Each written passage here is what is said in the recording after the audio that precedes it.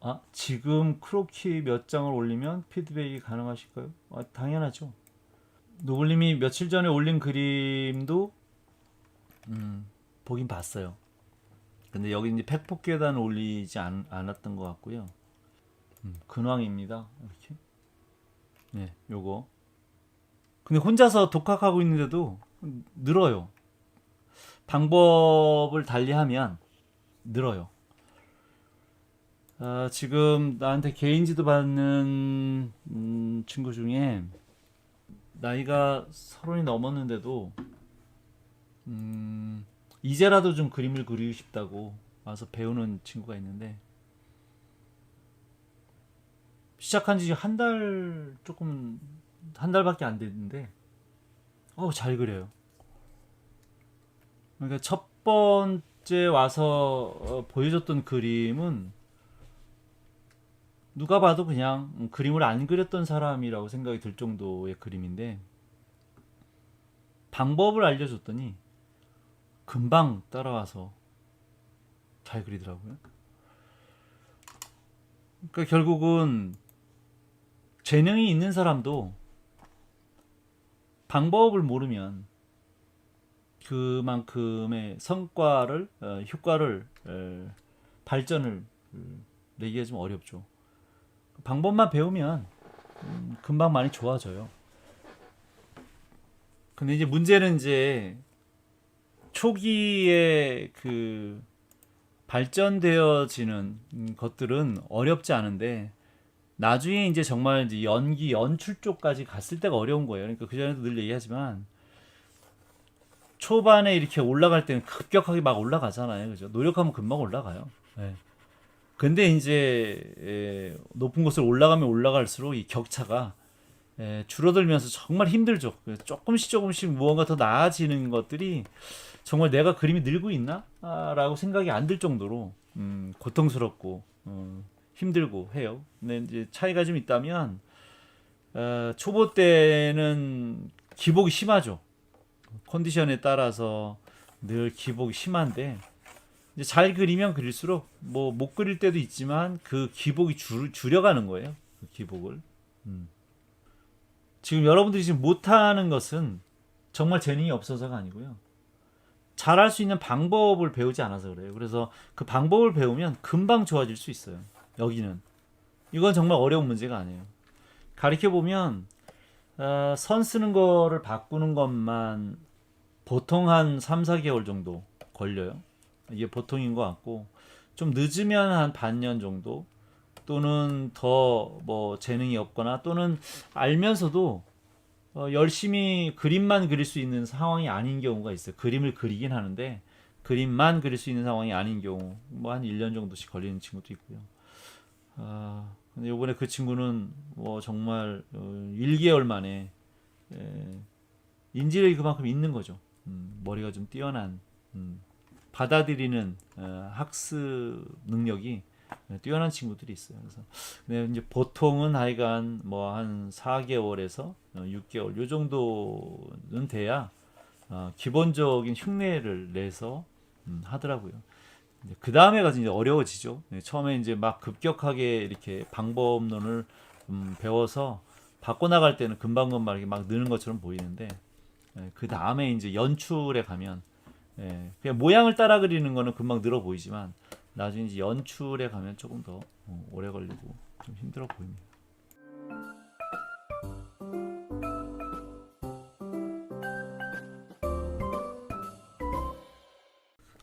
처음에 올렸었던 그 그림에 비해서 처음이라고 했었는데도 불구하고 장족의 발전이라고 할까요? 처음에 그냥 해부학을 공부하겠다라고 해서 그냥 올렸던 정도이고요. 그 다음에 이게 첫 그림이다 라고, 처음으로 그렸다 라고 하면서 이제 올린 건데도 불구하고 잘 그렸어요. 처음인데. 그 다음에 이제 이거 올린 건데, 얘기는 이제 태어나서 처음으로 크로키를 했다는 거예요. 처음으로 태어나서. 근데 처음 했는데도 불구하고 이 정도를 그릴 수 있다? 이거는 상당한 재능, 그게 시정 능력을 갖고 있는 거예요. 처음 보면 어떻게 생겼는지 잘 이해가 안 되거든요. 구분이 안 될 텐데 균형이나 운동감이나 여러 가지 형태들을 기본적으로 갖추어서 그려요. 별반 다르지 않아요. 어떻게 그럴 수 있지? 나 이거 보면서 그 생각을 했어요, 사실. 그림을 오래 그린 사람 같으면 열심히 해라 이렇게 얘기를 해야 되겠지만 뭐 태어나서 처음으로 지금 크로키를 했다고 하는데 어떻게 저렇게 형태를 정확하게 인지를 하고 그릴 수 있지? 라는 생각을 하게 된 거예요. 그래서 정말 정말 처음 그린 걸까? 라고 생각할 정도로 음, 대단하다 라는 생각이 들어요. 어려운 포즈거든요, 이게. 네. 하물며 이 말이 감동으로 와닿았어요. 생애 첫 크로키라고 하는 게 정말 그 느낌이 어땠을까? 나도 처음에 크로키 했을 때 느낌이 어땠지? 지금 생각은 안 나지만 그 말 자체가 상당히 가슴에 와닿았어요. 그래서 지금 이거 이렇게 보면 그닥 뭐 이렇게 다르지 않아요. 다만 이제 그림이 뭐 여기가 맞네 틀리네 이런 문제를 떠나서 일단 기본적으로 좀 해주고 싶은 얘기가 있다면 이런 거예요. 일단 연필을 너무 진한 걸 쓰고 있는 것 같아요. 아직 연필을 이렇게 자유자재로 다룰 수 있는 상태가 아님에도 불구하고 이제 우리는 이제 미술 연필 그러면 무조건 미술용이라고 하면 다들 막 텀보우 뭐 사비 뭐 이런 거 쓰거든요. 그죠?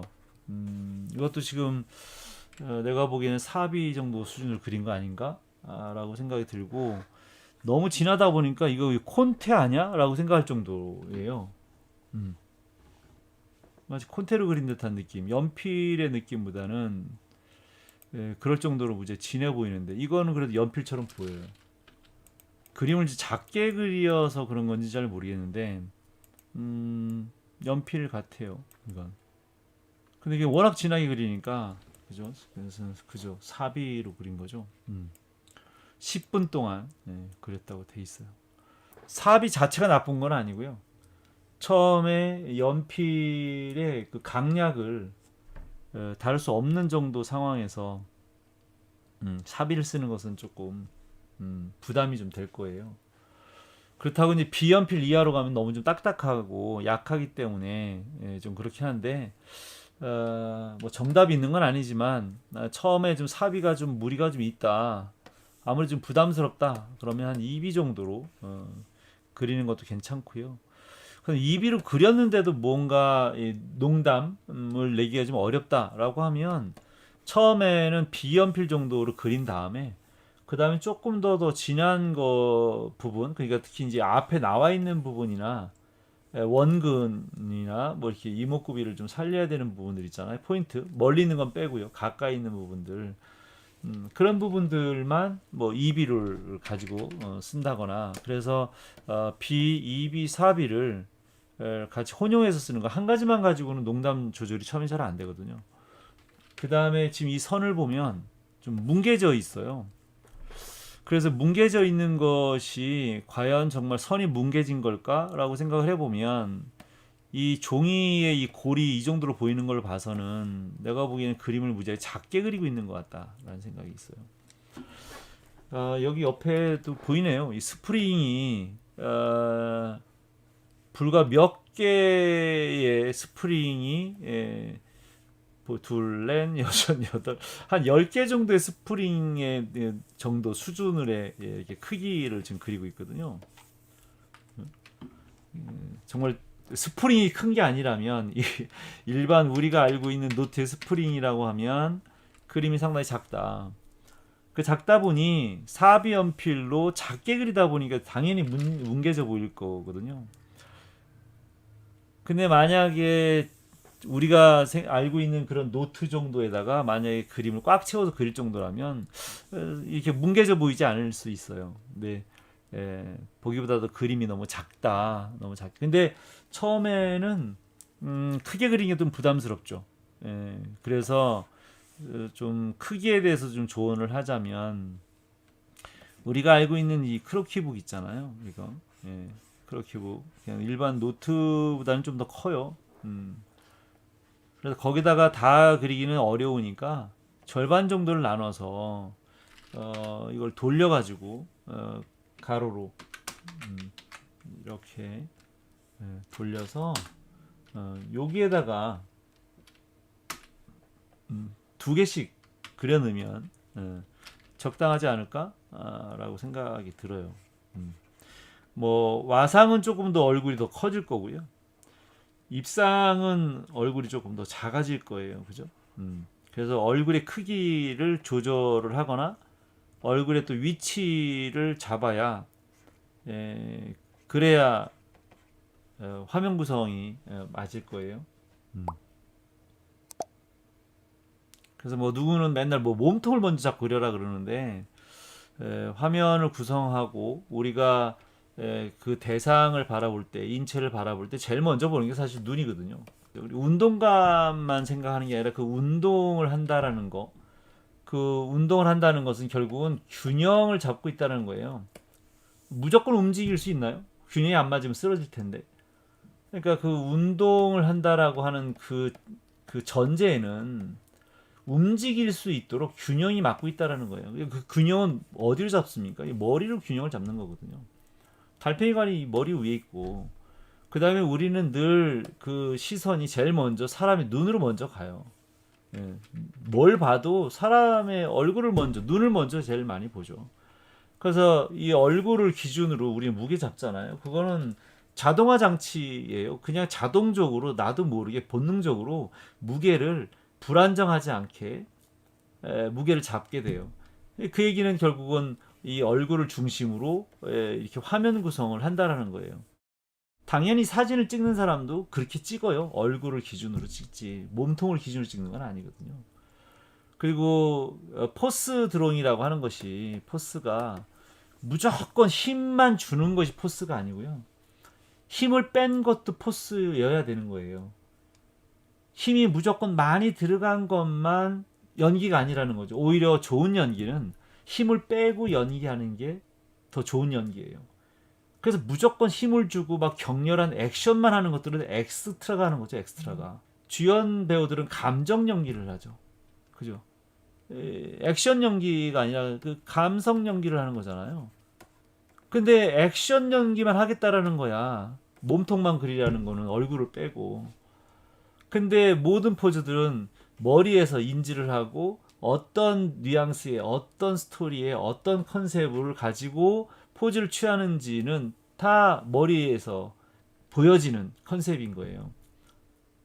근데 이제 다만 크로키 모델들은 어떤 스토리텔링을 특별히 갖고 있기가 좀 어려워요. 포즈를 계속 바꿔야 되기 때문에 한 가지 포즈를 가지고 뭐 오랫동안 서 있는 경우, 그렇다면 당연히 작가가 가지고 있는 그 컨셉에 맞는 포즈를 취하게 되겠죠. 그럼 뭐 몇 시간이 될 수도 있고 몇 날 며칠 똑같은 포즈를 쓸 수도 있어요.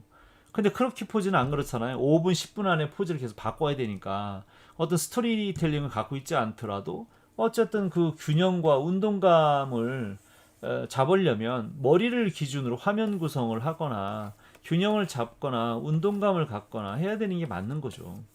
근데 자꾸 무슨 이론인지 하여간 계속 몸통을 먼저 그리라고 하면서 그냥 몸통만 계속 막 강렬하게 이렇게 막 뒤틀린 것만 자꾸 그리면 그럼 잔잔하게 있는 포즈들은 어쩌란 말이냐. 그래서 오히려 좋은 연기를 하는 사람들은 좀 감독님들이 그러잖아요. 좀 힘 빼고 연기해라. 몸에 너무 힘이 들어가 있다. 왜 그 눈에 힘 주고 그러느냐. 그러니까 그렇게 얘기하죠. 오히려 정말 연기 초보자들이나 눈에다 힘 팍 주고 연기하고 그러지. 누가 그렇게 힘 들어간 것만 그립니까? 오히려 더 힘이 들어가지 않고도 정말 자연스럽고 아름다운 그런 포즈들을 정말 그려내는 게 많은데 마치 포스라고 하면 힘만 주는 것만이 마치 포스 드로잉인 것처럼 그러는데 힘은 주는 것만이 아니라 힘을 빼는 것도 가장 어려운 연기라고 난 생각을 하는 사람이에요. 그래서 머리를 중심으로 균형을 안정적인 균형을 잡고 해야 한다고 생각해요. 근데 이제 과격한 액션을 하다 보면 균형을 잡을 수 없는 포즈들이 있어요. 근데 그건 뭐냐면 그렇게 계속 이 모델이 5분 10분 동안 서 있는 게 아니라 그냥 움직이는 중간을 사진으로 찍은 것뿐이에요. 그럼 움직이는 중간에 한 프레임을 찍은 것뿐이지 그 모델이 그렇게 서 있을 수 없는 거예요. 그러니까 불안정한 포즈는 액팅이 강한 포즈들은 계속 지속적으로 서 있을 수 없는 포즈들인 거죠. 결국은 안정적이지 않다라는 거예요. 고정될 수 없다. 그런 거죠. 그래서 그건 나름대로 그릴 만한 가치가 있고 연습할 가치가 있지만 모든 포즈들이 다 그렇게 그려야만 한 건 아니잖아요. 그래서 운동감을 잡더라도 뭐 만약에 공중에 떠 있는 포즈를 하더라도 얼굴을 잡아서 전체적으로 이렇게 운동감을 잡아서 뭐 이렇게 할 수도 있겠죠. 그죠? 이렇게. 근데 그게 뭐 가슴만의 문제는 아니잖아요. 화면 구성에 대한 조형적인 문제도 있고 균형에 대한 문제 여러 가지를 봤을 때 머리를 먼저 잡아서 그려야 된다라고 생각을 하죠.